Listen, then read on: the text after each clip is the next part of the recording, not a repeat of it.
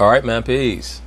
So, brothers, I caught this very excellent roundtable with Max Kellerman and other notable boxing cognoscenti as they decided to discuss who is, in their view, the real number one pound-for-pound fighter. And I think that this topic came to the forefront in the aftermath of, I won't say the destruction of Vasily Lomachenko, but his dethroning. And then, of course, in the aftermath of Mr. Terence Crawford deciding that he's not going to dare to be great and really overtly challenge Errol Spence in a realistic way. Now, of course, he's finally forced people to question whether or not he deserves to be at the top of the pound-for-pound rankings. I've always stated that according to the eye test, I would have Terence Crawford number one, but because he's not fought top-shelf competition, some of it being his fault, some of it being the fault of his promotion, I have to put him 1B behind Lomachenko. And I've also always stated that that's really kind of unfair to Canelo, who has the skill set and also has the resume. But with me, I'm a stickler for footwork. If you don't have good feet in whatever sport you're in, I have to give you a demerit. So that's kind of why I've always been hesitant to give Canelo some of the credit that he probably richly deserves. So over the course of this roundtable, we're going to discuss who really should be the number one pound-for-pound fighter in the world, or who should be considered as that. Of course, they're going to talk about it. I'm going to chime in. Fans of all kinds, of all sports, welcome back to Max Unboxing. I'm Max Kellerman. A couple weeks ago, Canelo Alvarez beat the brakes off of maybe who turned out to be the second best super middleweight in the world, Callum Smith. Callum Smith was another overrated great white hype who they built up just to give Canelo credit for beating in the ring. And this is why it's kind of a double-edged sword following Canelo's career, because it's very obvious that his handlers know who to put him in the ring with, while he himself has always shown that he's willing to challenge himself against the truly best competition. He's challenged Jermall Charlo. Jermall Charlo has shown that he's scared to fight him. He's gotten into the ring with Daniel Jacobs. He's gotten into the ring with Triple G a couple of times. He's gotten into the ring with Iris Landry Lara. He's gotten into the ring, of course, with the great Floyd Mayweather. So it's difficult for me to nitpick Canelo when I know about his courage. I understand what he's willing to do to prove himself. But on the flip side, he's also got into the ring with fighters who, let's be for real, they're nice fighters. They're, quote-unquote paper champions. I want to see if Canelo has grown in his ability to track down fighters with good feet. And it's going to be very difficult to ascertain that, because right now, at least in the landscape of the middleweight and super middleweight division, there's really only one fighter that knows how to use his feet and knows how to box going backwards, that being Demetrius Boo Boo Andrade. And the question with Boo Boo is basically, is he one of those fighters where the risk is so far greater than the reward that it wouldn't be in Canelo's best interest to fight him? Because there are fighters like that. They're so highly skilled and so dangerous, but then on the flip side, so non-lucrative that it wouldn't make sense to fight a guy like that. Like Ray Robinson back in the 40s and 50s, there was a fighter who was on the level of a Ray Robinson but had nowhere near the backing or the notoriety by the name of Charlie Burley. And Ray Robinson would tell Charlie Burley, it's really not worth it for me to fight you because you're so great, but also nobody knows who you are. Back then, that was the day and age where the mafia overtly ran everything. They still run most of professional boxing, but in the background.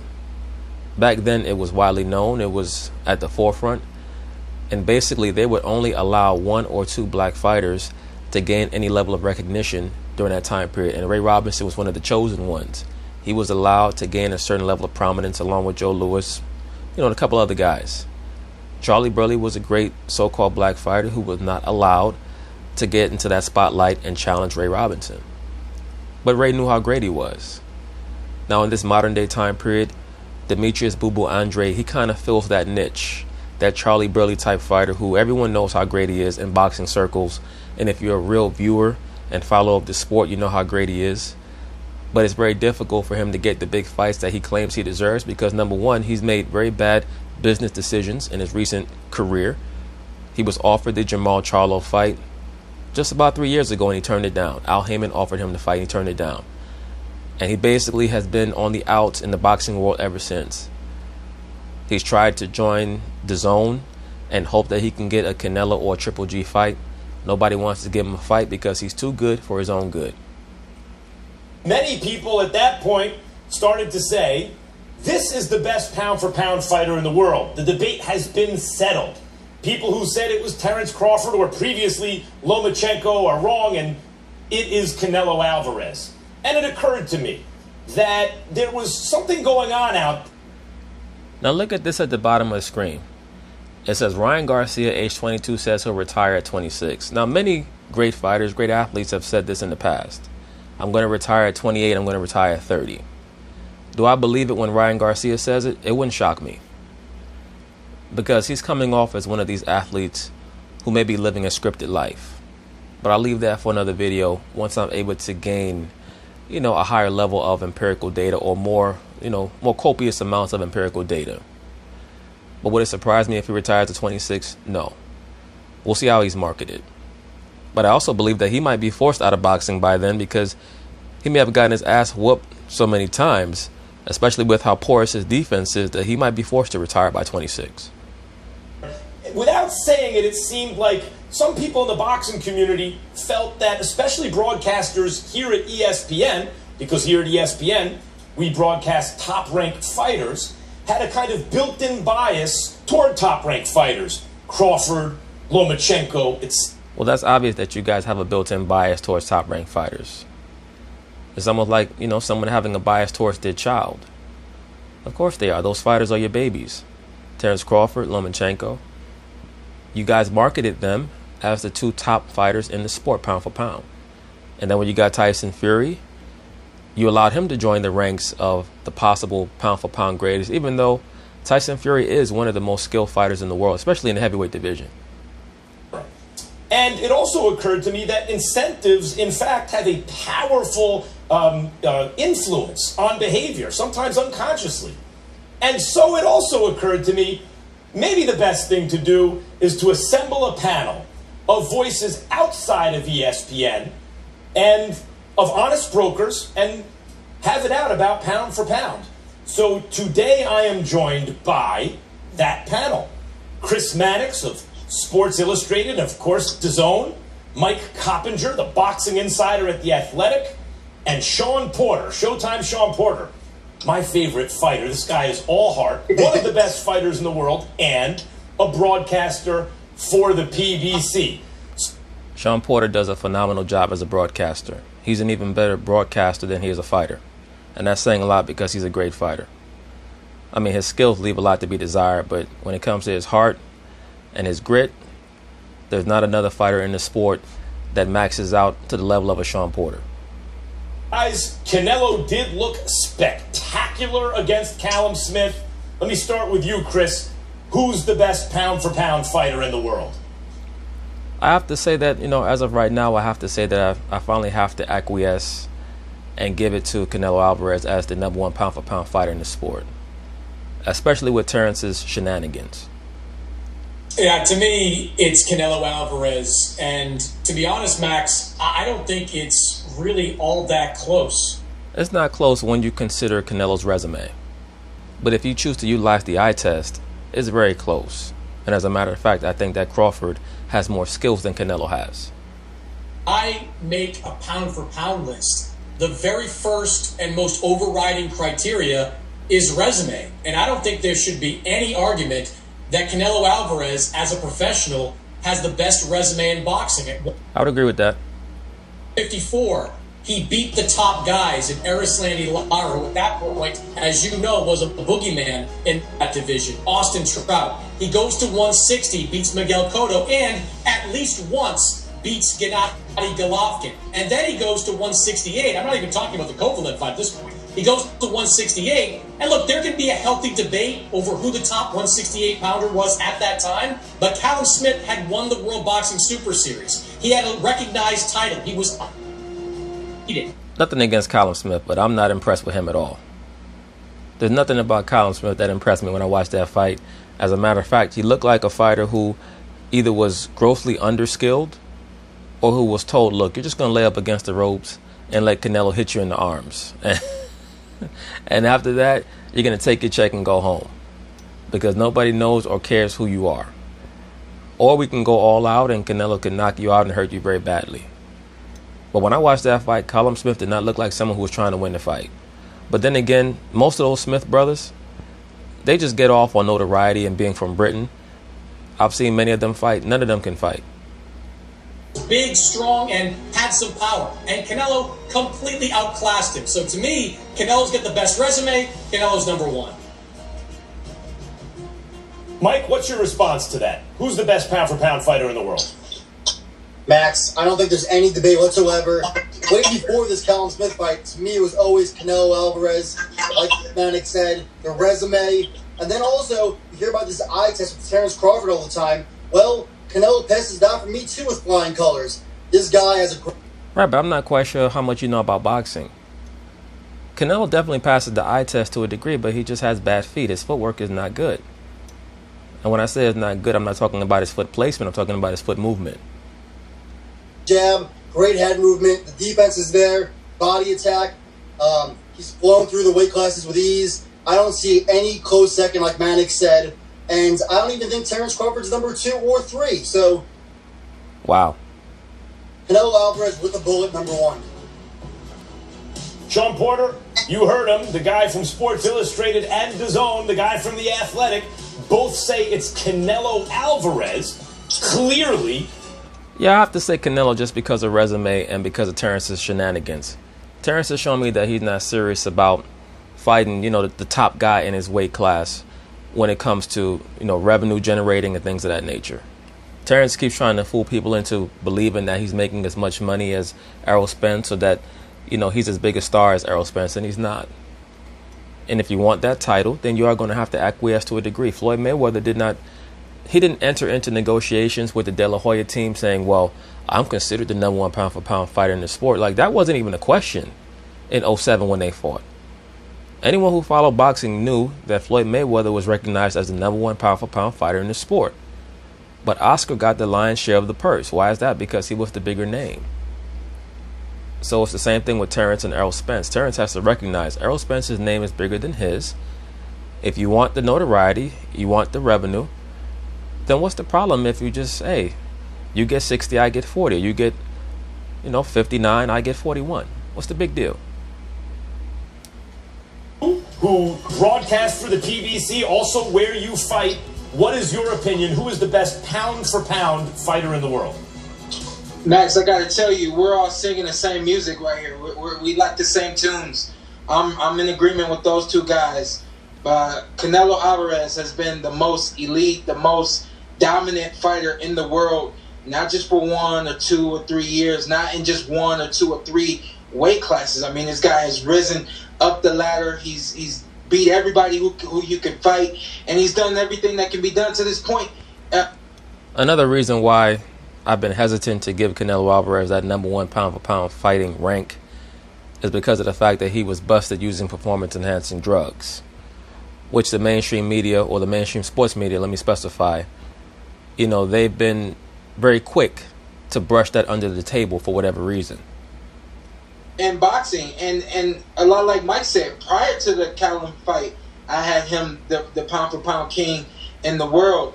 I do disagree, however. I do think that there are some close seconds, there are some close thirds. Errol Spence Jr. is electrifying when he gets in the ring. To see him come back, be as strong as he was against Danny Garcia, was amazing. Terrence Crawford dismantled Kell Brook, I think, in a matter of 5 rounds, and right, but Kell Brook is pretty much done. An amazing feat in itself, and he too has climbed the ladder a little bit, 135, 140, and now 147. So there are some close seconds right there. It's debatable. Very debatable. Who's second or third, but you can't debate Canelo Alvarez is the number 1 pound-for-pound fighter in the world.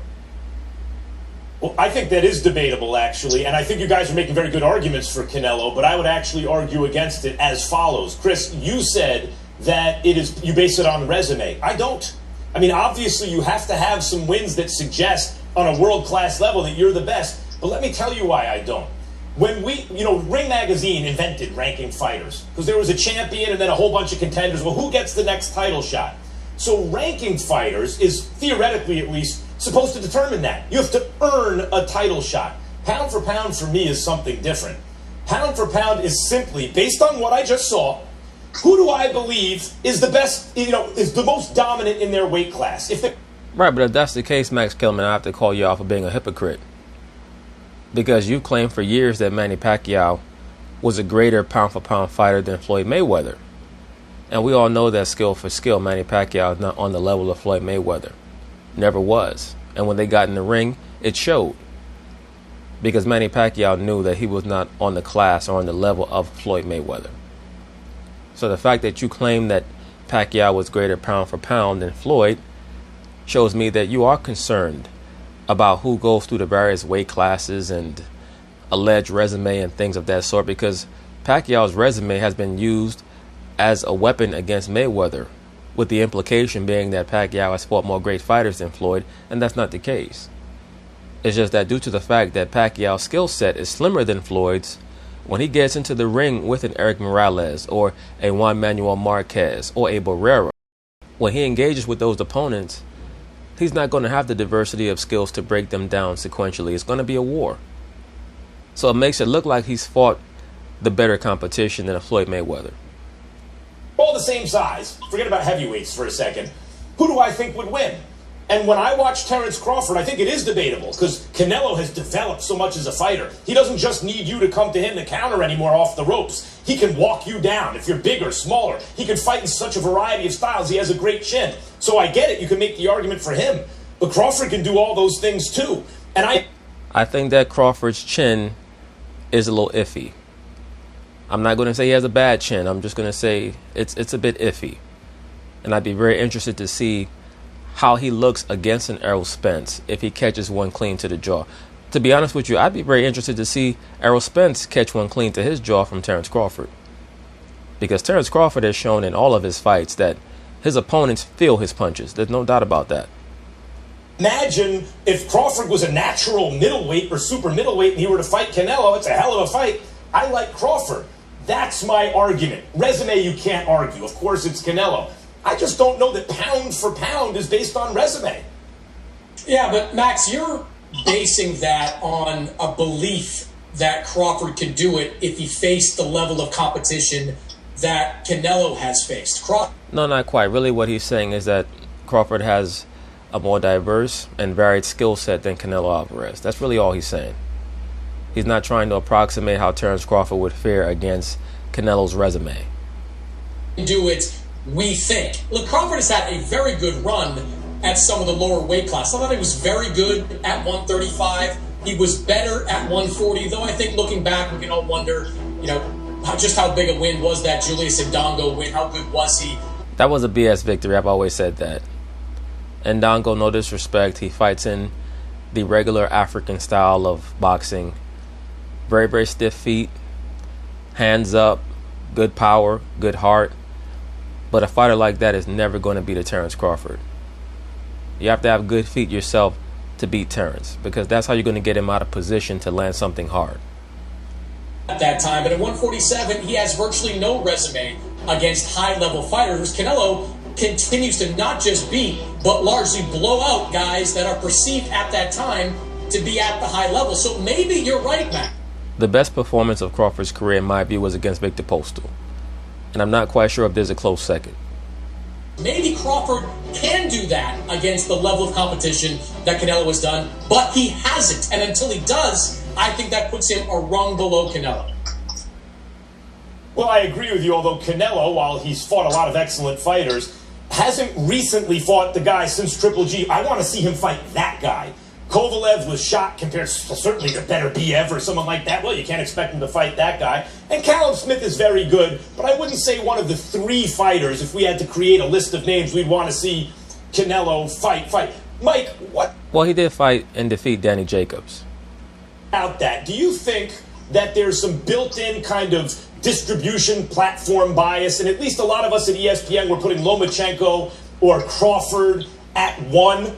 And by the way, when I watch all you guys on TV or I read you, Mike, it doesn't occur to me ever that you're anything but honest brokers, nor we here at ESPN, my broadcast colleagues here. But it does occur to me that what's in our face, we tend to like a lot, maybe overrate. Crawford or Lomachenko, Sean Porter, the first name out of your mouth after Canelo was Errol Spence. And obviously, Chris, you broadcast Canelo fights. What do you think of that, Mike? Is there built-in bias here? There's always going to be built-in bias, whether it be due to, some level of affinity for the corporation that you work for, or like you stated, because of what you're seeing all the time. You guys are interviewing these fighters, these boxers. Whether you want to admit it or not, you develop a relationship with them or a rapport with them on some level. So naturally, you're going to be a little bit more drawn towards their talents.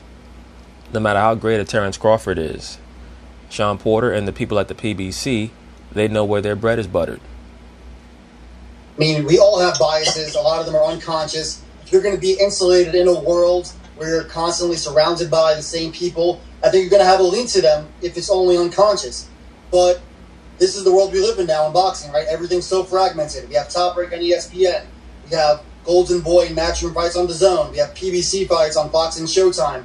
So I think bias is always going to play a part, and it's up to us to try to cut through that. Sean, you mentioned Errol Spence, and it also occurs to me when we talk pound for pound, these gaps in people's minds are wide, right? Like, here are the pound for pound top guys, here are the rest guys. But you fought Errol Spence, Sean. The difference in that fight to me was one punch. He hit you, dropped you, you got right up and continued to fight. And no, not quite. I think that had Sean Porter knocked down Errol Spence in the last round, like how Errol Spence knocked down Sean Porter, that would have been enough for Sean to possibly get a draw. You were just as good as Spence, except for that one moment. No one talks about you in terms of the best pound-for-pound fighters in the world.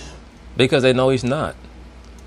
And that proves that pound for pound is not just about who you fought. It's not just about resume. It's about skill set. It's about eye test. What is your skill set that you bring into the ring? Can you change from offense to defense and back seamlessly? How does your footwork look? Are you able to position your opponent to at the very least receive hard shots if you can't knock him out with one punch based on how you've been able to position him with your feet? What's your conditioning like for every fight? How seriously do you take all of your opponents? These are all things that factor into the concept of pound for pound rankings.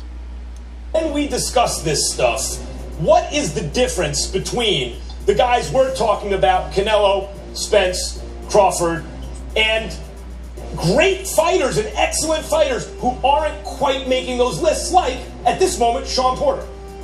Yeah, I mean, Max, when I got the call to do this, I didn't want to do it. I don't like the pound for pound list because it's so subject to someone's opinion. It's not, there's no criteria, there's no one set criteria, no one way to determine who number one, number two, and so on are. And so even for myself, That's why, to be honest with you, it's just about who's the best pound for pound in my view. Everybody else is, to me, totally subjective. But I think that normally people are able to come to a consensus on who the best fighter pound for pound is. Normally, every once in a while, you'll have an error like Mayweather Pacquiao, where you'll have two sides and, they're bantering back and forth over who they believe is number one. That happens sometimes. But for the most part, in most eras, people know who they know who they think is number one. When Roy Jones was number one pound for pound, there wasn't much of an argument. Contradict that by saying, even though I hate the pound for pound list, would love to be a part of the pound for pound list. I would love for people to consider me to be one of the best fighters in the world amongst everyone else. Well, you are one of the best fighters in the world. You're just not nowhere near number one pound for pound because your skill set, it lacks. Separates me from everyone else. I really do. I think it's just the subject of opinion. I think it's what's put up. No, brother, don't start that. It's not just about opinion. It's also about big victories. I mean, the fact of the matter is you have 3 losses. So you've lost many of your big fights. And on top of that, there are certain deficiencies that you have in the ring. For everyone to see. Everyone sees that Errol Spence Jr. is undefeated. Everyone sees that Terrence Crawford is undefeated. They've seen those guys have dominating performances. They've seen those guys do the best of the and not virtually beat the best, but do the best things that can be done to this point. And then you have Sean Porter, who, even though I have 3 losses, I always go out there and I give the most exciting performances that you can expect. But those numbers are the things that are really stick out to people, and I think that that's what separates me and some other guys that don't even get put into these type of conversations at all. And I think that is basically what's put in front of everyone's face, which is why they always tend to go with someone like Errol Spence Jr. or Terrence Crawford, Lomachenko, who was dominant all the way up until he lost to Teofimo Lopez. And now everyone says, well, Teofimo's got to be number 1 or number 2 in the world. Not exactly. I don't think that anyone says that. And just the fact that you're bringing up his name tells me that you probably don't have a firm grasp of what it means to be number 1 pound-for-pound fighter in the world. No disrespect, Sean Porter. He's a great fighter, but that's not all that makes him to become now one of the pound-for-pound kings in the world. So it's all subject to opinion. In my opinion, Terrence Crawford, Errol Spence Jr., Sean Porter, Manny Pacquiao, Canelo Alvarez. We may even go as far to say as Caleb Plant. Those. No. And no disrespect, brother, but your name is not on that list. You threw your name in there. Your name is not on that list, brother. Please stop. And Caleb Plant, he has to beat somebody. I mean, he already beat Uzcategui. That was a great victory for him. But Caleb is one of those guys, even though he's very skilled, anytime he gets into the ring with a high-level fighter, his face is going to get turned into hamburger, no matter how elusive and evasive he is. And I think that deep down the PBC knows that Caleb Plant is almost becoming like the Caucasian version of Danny Garcia. They're hesitant to put him in the ring against a fighter who can demolish him because they can utilize for his own little mini niche, his own little mini market of, I don't want to say white trash necessarily, but, low-level Caucasians who love boxing.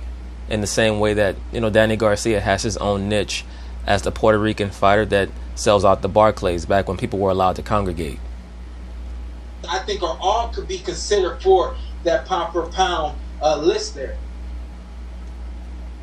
One shot separated Errol Spence and Sean Porter. And No, a lot more than that. Errol Spence was landing the cleaner, harder blows. Sean had a great performance, but it was kind of like Rocky 1, where Apollo was landing all of the sharp, crisp jabs and blows, but Rocky just kept coming. If you fight everyone all the time like Sean Porter does, almost no matter who you are throughout the history of boxing, you're going to have a loss or two. No, not quite. And that's another shot at Mayweather. These people are trying to send shots at Floyd.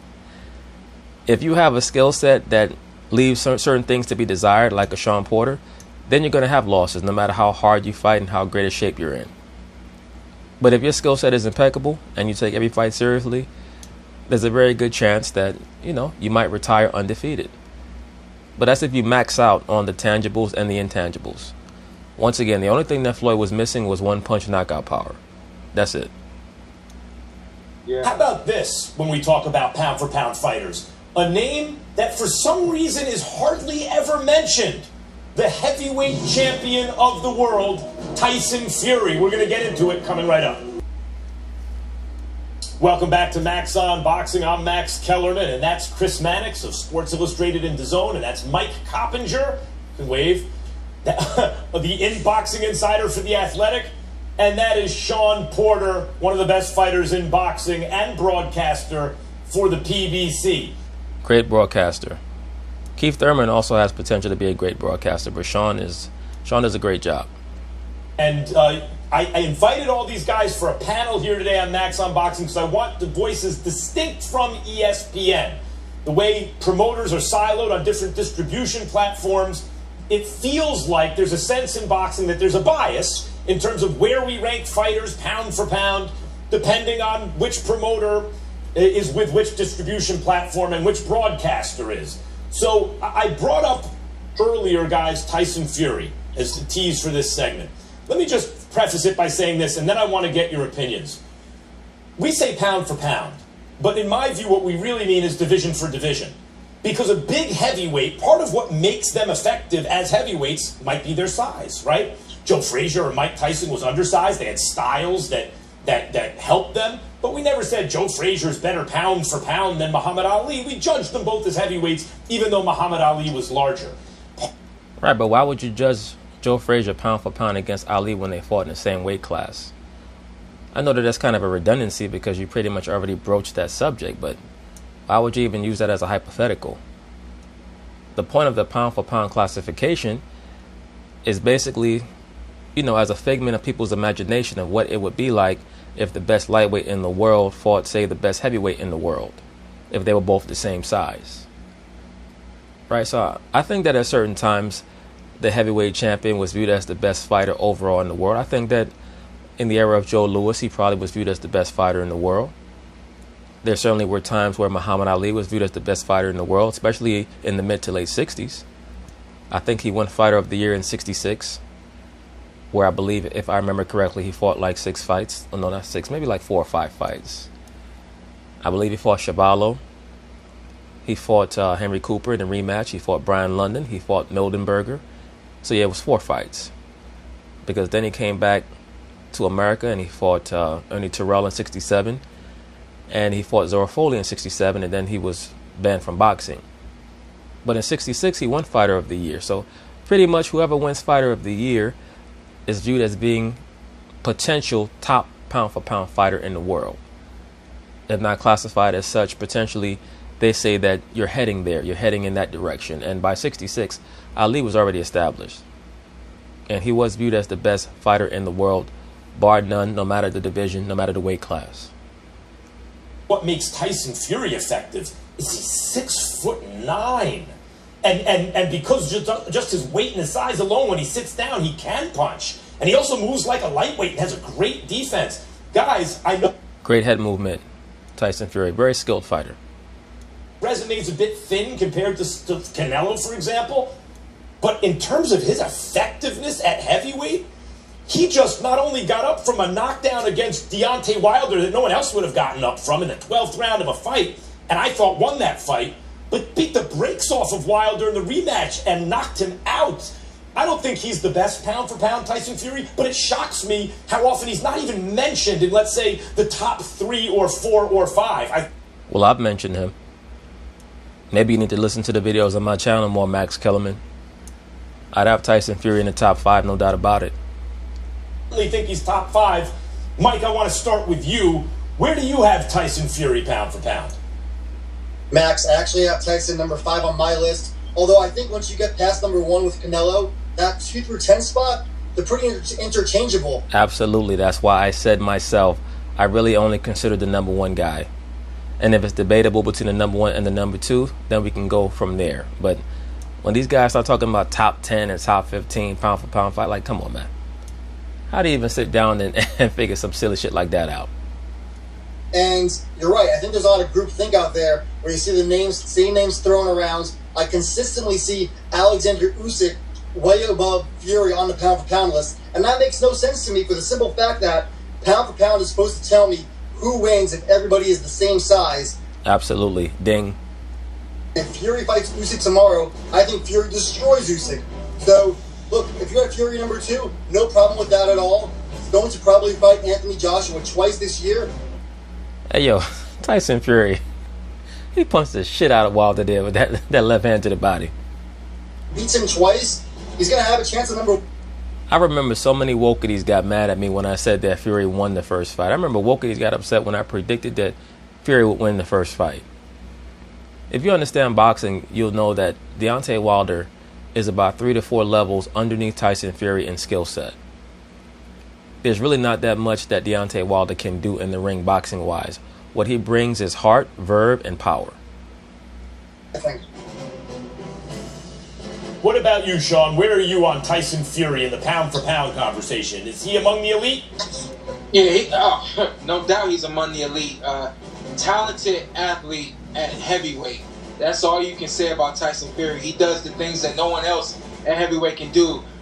Pure boxing ability, speed and quickness from the outside. We clearly saw power in his last fight against Deontay Wilder. He can use the entire ring. Like you said, he does not have the resume of someone like Canelo Alvarez, but he definitely can fight his butt off. He can beat everyone in the heavyweight division. He's the number 1 king at heavyweight. And I think that on my list, I would have him maybe 4 or 5, right behind Canelo, Terrence Crawford and Errol Spence, right? Crawford, Errol Spence Jr. And I actually have Tank Davis in my top 5 as well. I think way too high. Tank Davis is way too high. And I like Tank, but he has to prove it in the ring against top-notch competition. You can't tell me that the two biggest names on your resume are blown-up Leo Santa Cruz and the old-ass Yuriorkis Gamboa. I'm sorry, but to me, the jury's still out on Tank. He is just electrifying, and he is unstoppable at 130 and 135. And right there, you have a guy who can fight in two different weight classes, and you're considering pound for pound. When you can dominate two different weight classes, clearly you should be in the pound for pound list. So also Tank Davis, we have to mention Tank Davis as well as being in the pound for pound conversation. Chris, it's interesting because I think Tyson Fury is probably the most unbeatable of any fighter at their weight class. But there's one. Probably. That's a great point. I think that of all the fighters who one would consider, top 10 pound for pound, that Tyson Fury would probably be the most unbeatable. Maybe just a smidgen ahead of Canelo. Slightly differ with Mike on, which is if a fighter moves up past where he is clearly at his best or his natural weight class, I give him extra credit pound for pound, even if he's not so effective in that class. And that's certainly been Canelo. Canelo has shown you, even as he fights bigger guys and naturally larger guys, he's accomplishing a lot. Tyson Fury doesn't have the chance to do that because he's the biggest fighter in boxing, and not only the best heavyweight. Right, but you know what? Your point would be more relevant if Tyson Fury was a fighter who was known for his punching power and just bullying fighters. But Tyson Fury is known for his skill level. So his size is really not a factor when evaluating where he should be placed on the pound-for-pound list. Is there anything Tyson Fury could do, in your mind, that would enter him into the number one spot pound for pound, at least into that conversation? Yes, he'd have to beat Anthony Joshua convincingly. If he could do that, defeat him convincingly, then he would certainly lay claim to, potentially having some stake in the number one pound for pound list. Yes, beat Anthony Joshua twice, beat Deontay Wilder in. I don't think that he has to beat Anthony Joshua twice. I think once will get the job done. And I believe that he's already beaten Deontay twice.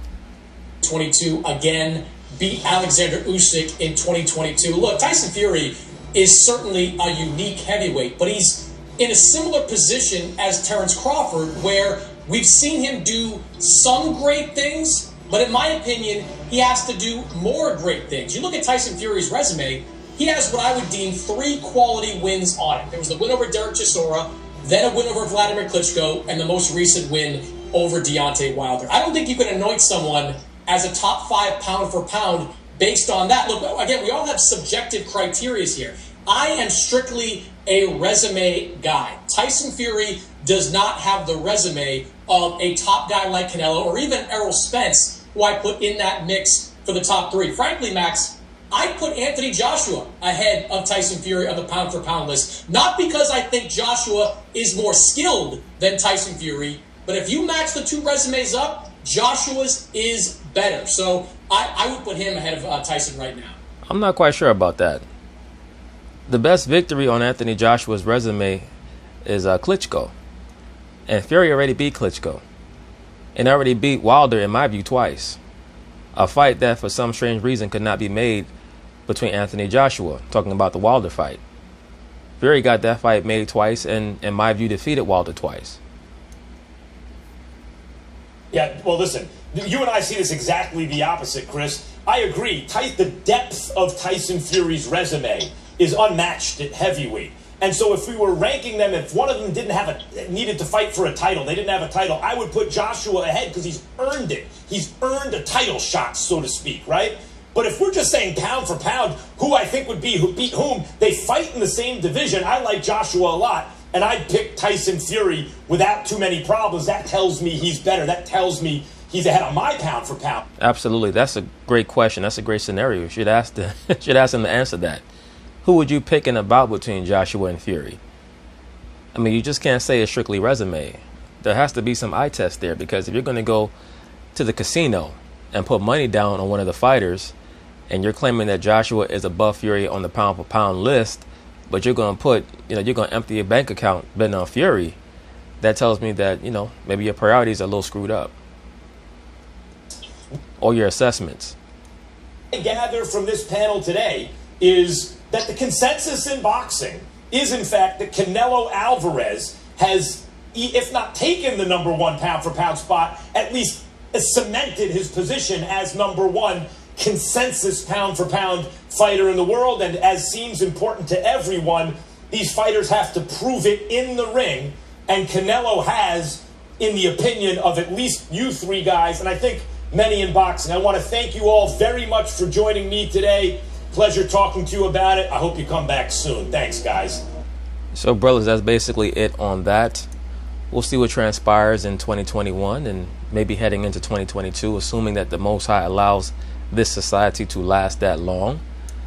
In the boxing sphere, we'll see if these fighters are able to work out these conundrums that the people on the panel seem to have in deciphering who's the best, because it can only be settled in the ring.